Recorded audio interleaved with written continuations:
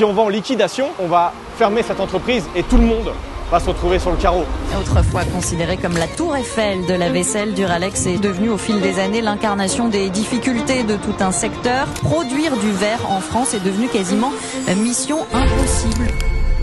Salut à tous, bienvenue dans cette nouvelle vidéo d'Invulnérable. Aujourd'hui j'ai le plaisir d'être chez Duralex. Et quel meilleur témoin que François Marciano qui est à mes côtés, le directeur général de Duralex et qui reprend la scope pour nous raconter la vérité, toute la vérité sur Duralex. C'est parti.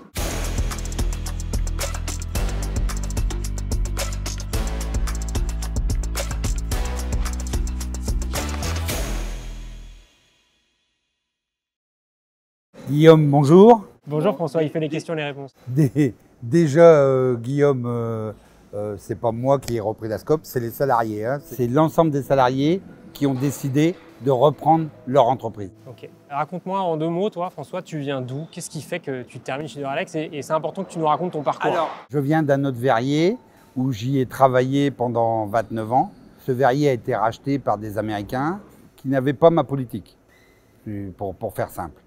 Et donc, j'ai cherché une entreprise à côté de chez moi, dans le Nord. Tu t'es un peu planté sur la carte, j'ai l'impression. Oui. Mais le collègue qui était ici m'appelle et me dit « Mais François, viens chez Duralex, on a besoin de toi. » Et j'ai pas compris.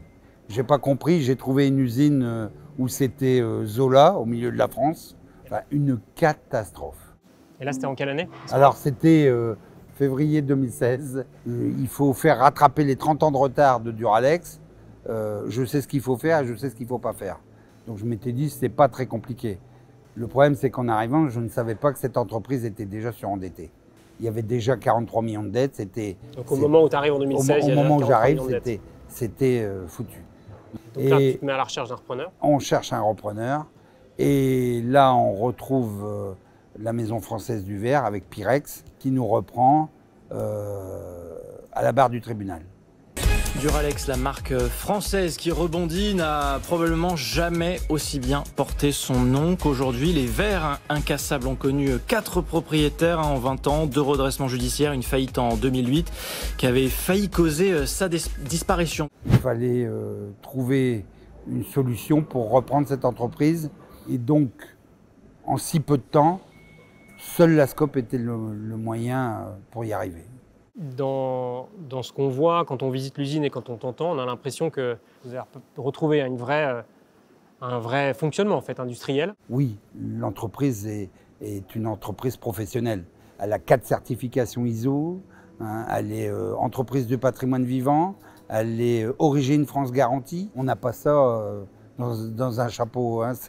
C'est bien parce qu'on a une équipe de professionnels. Hein. Qu'est-ce qui fait pour toi que Duralex est tellement apprécié des Français? Parce qu'on voit dès qu'il se passe un truc sur Duralex, c'est l'émotion, tout le monde en parle. On a vu qu'il y avait 150 personnes aujourd'hui. Je pense qu'il y a 2 choses. D'abord, tout le monde, dans sa jeunesse, a connu un verre Duralex.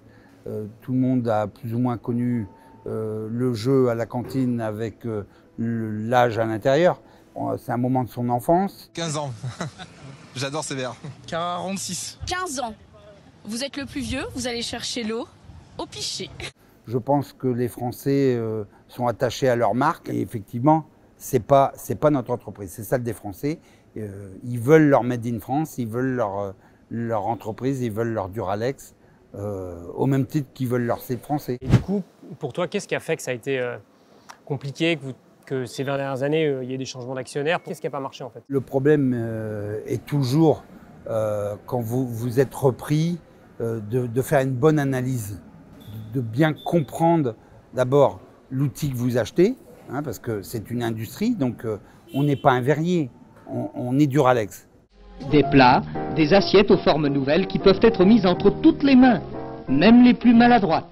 Duralex, c'est une gobeletterie qui fabrique des gobelets depuis 79 ans. Donc les personnes qui prennent la direction de cette entreprise et qui se trompent de diagnostic vont l'emmener là où elle ne doit pas aller.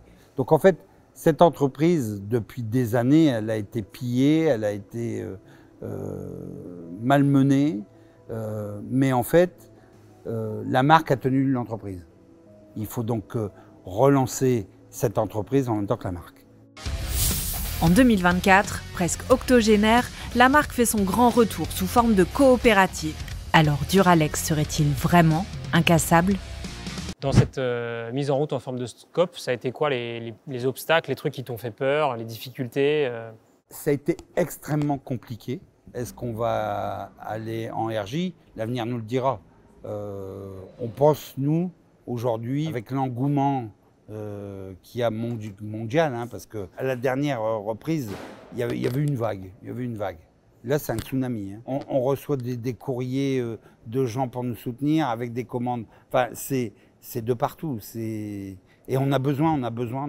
Et je sais que le boulot a été immense. Pour toi, là, donc cet engagement de fabrication locale, le Made in France, ça veut dire quoi? C'est quoi ce qui est important pour toi? Le cœur de Duralex, les produits sont français, normés français. Notre fournisseur le plus lointain est à 550 km. Donc, il n'y a pas un produit qu'on vend Duralex qui ne respecte pas les normes françaises. Pourquoi les gens veulent Made in France? Parce que c'est de la qualité. La qualité. Dans l'équipe, dans cette scope, j'imagine que ça a été dit tout à l'heure, le capitaine. Comment tu as fait pour embarquer tout le monde? Parfois, j'imagine, avec des doutes, des questions. Comment tu as fait pour que, OK, cette scope, on s'est dit on y va et tu fais l'alignement de l'équipe? Avant de faire une scope, on a un projet industriel. Donc, à partir de là, on savait le chemin et là où on va. Donc, le tribunal a vraiment analysé et a vu, avant même la sauvegarde de l'emploi, hein, qui est hyper important quand même, hein, sinon il y avait du monde de licenciés, a vu le projet industriel. Et à ce moment-là, quand j'ai entendu ça, j'ai dit ça y est, c'est bon. Ça y est, c'est bon. C'est bon. Bah, bravo en tout cas à toute l'équipe et à toi. Sur l'avenir, cette collab avec le slip, qu'est-ce que tu te dis? Est-ce qu'il résonne pour toi? Quand Léa et toi, vous m'avez appelé le lendemain où j'étais tout seul en train de me dire mais qu'est-ce qu'on va faire? Comment on va sauver cette boîte? Coup de téléphone de tous les deux en disant mais comment on peut t'aider? Ça a été la naissance de cette première collab avec cette opération Allons enfants de la cantine et ces magnifiques caleçons estampillés Duralex. On refera une autre collab de toute façon. Il y a déjà des gens qui nous demandent sur les réseaux sociaux. Ah bah bien sûr, à peine démarré. On va pas leur donner tous les secrets, hein, et puis on va les laisser patienter un petit peu. Et commander celle-là déjà. C'est quoi pour toi le truc qui fait que ça va marcher, cette reprise en scope? Parce qu'il y a beaucoup d'enjeux, il y a beaucoup de sujets. C'est le soutien. Vous êtes là, vous amenez votre savoir-faire numérique, vous nous aidez. Je connais les produits, je sais les problématiques de Duralex, là où on est attendu, là où on devrait peut-être plus être. Donc on est maintenant une petite PME avec un CODIR de 4 personnes. Les décisions, c'est fait, on y va.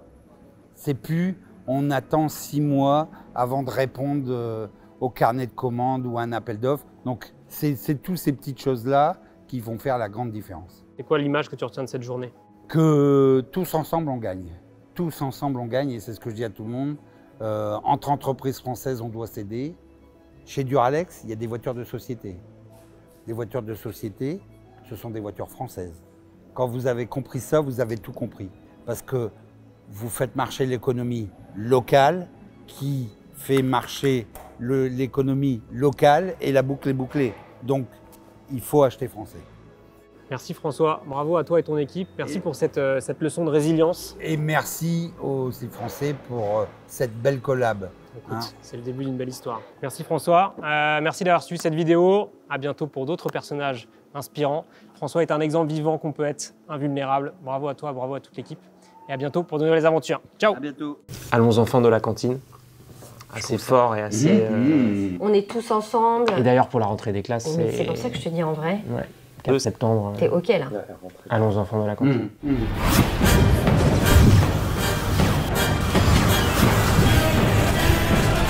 salariés de Duralex, reprenons notre usine. Parce que c'est ça notre job.